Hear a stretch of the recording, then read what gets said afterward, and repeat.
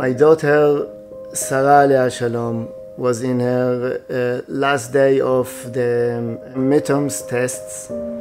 She was going to her friend just a block from the house, and she didn't get to the other side of the street.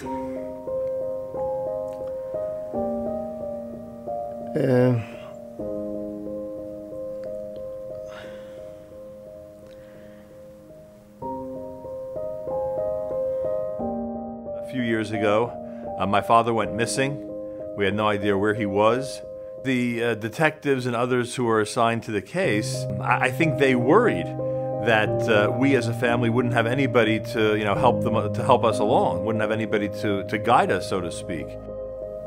It's emotionally very hard for a parent when you have a daughter a year and a half in high school, when you see them start really blossoming, understanding much more, doing much more, and then you're waking up to a phone call that she passed away.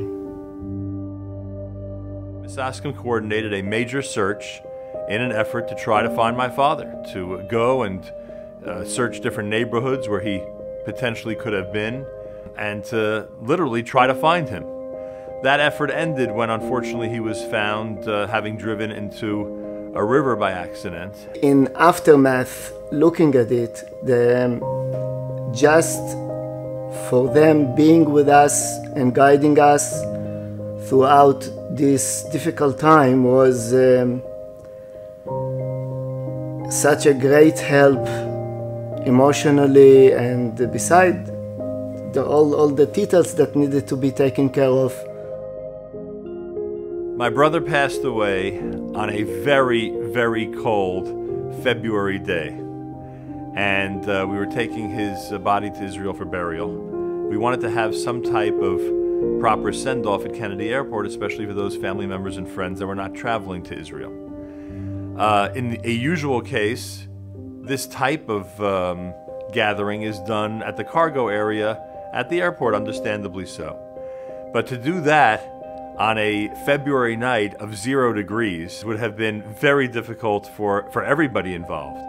So Misaskim and its leadership, they came up with an idea. There's an abandoned hotel right near Kennedy Airport, and they spoke to the authorities at Port Authority and the people that they had to consult with, and they were actually able to open up the lobby of that abandoned hotel and allow us to use the lobby for a funeral service. Some of the untold stories, you ask the layman, what does Misaskim do? And they'll tell you, Misaskim gives out cheers and Sifrei Torah when somebody's sitting shiva.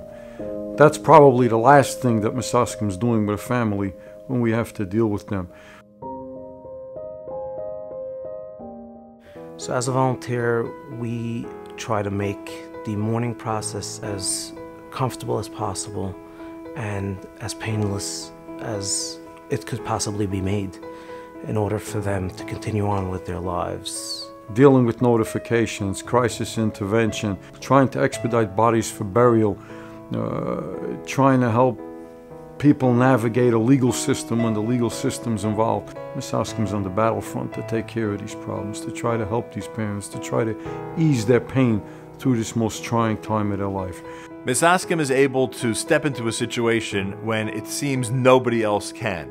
After the funeral in Israel, when we arrived to JFK, the representative of Misaskim was with us right away, took us throughout the lines, throughout the custom in no time.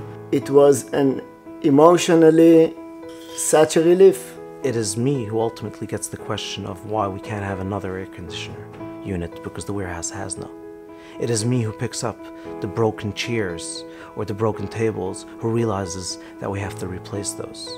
And so there's an operation, and that involves 9 warehouses in various locations. Misaskim services the tri-state area. The level of equipment that Misaskim tries to maintain on a daily basis, whether it's one of our forward command posts down to our own emergency operations center that we have set up. Should anything big ever happen in the community, we could always activate it together with a lot of the government agencies.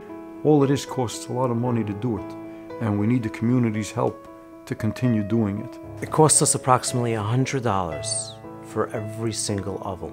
This includes the delivery, the pickups, the dispatching. $100 an oval for approximately 8,000 avelim a year. Now do the math. Who's paying our insurance? Who's paying our liability insurance? Who's paying our gas bills? Who's paying for all this stuff? It's the community that we have to rely on. And at the end of the day, the more money we get from the community, the more services we will make available to the community.